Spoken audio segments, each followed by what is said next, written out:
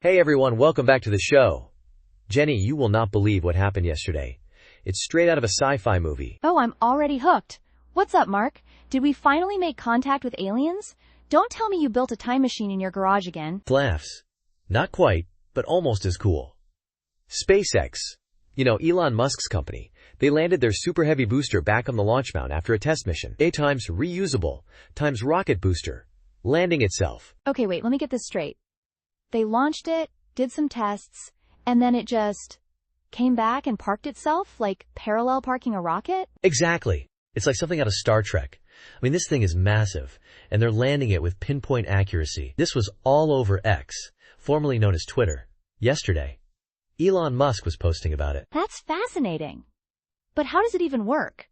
It's not exactly a drone, right? It's a giant metal tube filled with rocket fuel. Right, it's incredibly complex. So basically what's happening is they use these things called Raptor engines. Oh man, this is the cool part. These engines can reignite in space and adjust their thrust super precisely. Raptor engines. Whew, sounds fierce. Like they're hunting down the landing pad. Totally. And they are. They guide the booster back through the atmosphere, using these grid fins at the top to steer. Hold up. Can we break that down? Grid fins? Are we talking about a giant metal waffle iron up there? Laughs? Kinda, yeah. They look like a waffle iron, and they help stabilize and steer the booster during descent. It's all about aerodynamics. Okay, I'm picturing it. So it's using these waffle iron, grid fins, to maneuver itself back down. But what about the heat? Reentry is crazy hot, right? Oh, absolutely. That's where the heat shield comes in. They use these special tiles that can withstand insane temperatures. I was just reading about this. They had to do extensive testing on these tiles, checking for temperature and pressure, everything. So it's like a giant fiery puzzle with all these pieces needing to work perfectly together. Exactly. And the fact that they pulled this off, it just blows my mind.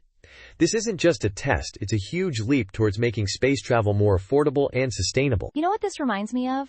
All those sci-fi books where they talk about reusable rockets. It's like we're living in the future they imagined. Totally.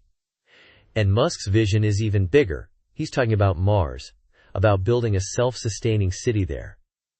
This booster, this technology, is a key part of that. Okay, that's a big jump. From landing a booster to colonizing Mars, how does that even connect? Think about it this way. If you can reuse rockets, you dramatically reduce the cost of going to space. And if you can land them reliably, you can start thinking about building things in space or on other planets. So it's like building a bridge, step by step. Each successful landing is another piece of the puzzle. Precisely. And this isn't just SpaceX either. The whole space industry is watching this, learning from it. It's a game changer. I can already hear our listeners thinking, okay, but what does this mean for me? Right? It's about more than just cool tech. It's about opening up space for more exploration, more research. Maybe even space tourism one day. They deployed a dummy Starlink satellite on this mission. Space tourism. Imagine the Instagram posts from that. Just casually orbiting Earth, no big deal. Times laughs. Laughs. Exactly. But on a serious note, it's also about pushing the boundaries of what's possible. It's inspiring a whole new generation of engineers and scientists. I have to ask the obvious question, though. What if something goes wrong? Landing a rocket is risky, right? Of course. There are always risks. But that's why they test and test and test. Each mission teaches them something new. And they've gotten really good at this. Remember, they lost the Starship during Reentry. But they still recovered the booster. That's a good point. It's all about learning and improving. So what's the next step? What are they going to do with this booster now? Well, they'll inspect it, refurbish it, and then, get this, they'll use it again. That's the whole point of reusable rockets. That's just incredible. It's like the ultimate recycling program, but for space travel. Exactly. And this is just the beginning. We're going to see more and more of this in the coming years. It's a really exciting time to be a space nerd. Times laughs. Well, you've definitely convinced me. It's amazing to see how far we've come. And it makes you wonder, what's next? What do you think, Mark? What's the next big breakthrough going to be? Oh man, there's so much. But I think we're going to see some major advancements in engine technology, maybe even fusion power for spacecraft. That's a bit further out, but it's on the horizon. Fusion power? Okay, now you're just making stuff up. times laughs. But seriously, it's incredible to think about. And it all starts with these small steps, like landing a booster back on Earth. Exactly.